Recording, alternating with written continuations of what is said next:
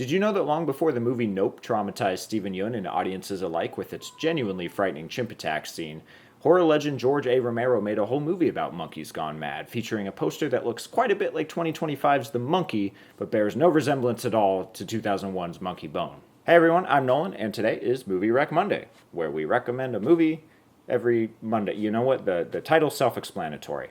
Today's recommendation is Monkey Shines from 1988. Now, the director of this movie, George Romero, is of course most famous for creating zombies, or at least the modern mainstream zombie we all know today, in his breakout film Night of the Living Dead. His follow-up to that movie, Dawn of the Dead, is a real contender for my favorite movie of all time, so you could say I'm a fan of the guy. But it's not just his zombie movies that are great. Romero made numerous other films completely unrelated to the undead that I also adore. Films like Martin, Night Riders, The Dark Half, and of course this underappreciated gem. Monkey Shines tells the story of Alan, played by Jason Begay, a promising young athlete who, while out on a jog one idyllic morning, is accidentally struck by a vehicle, leaving him paralyzed from the neck down. Alan's new disability causes him to fall into a deep depression, and in an attempt to improve his quality of life, his friend Jeffrey teams up with a service monkey trainer named Melanie to gift him a capuchin monkey named Ella.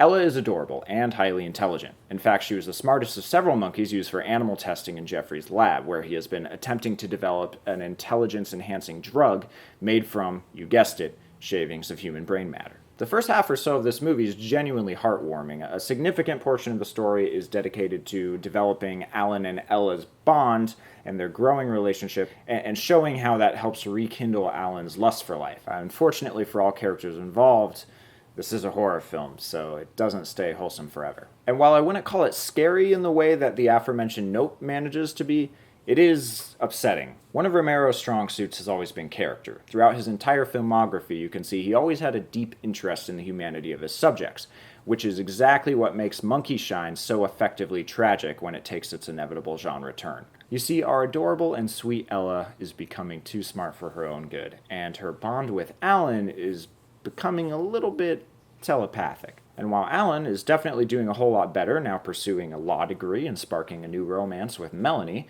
he's still got a lot of resentment for his situation bottled up inside. And nobody knows Alan like Ella.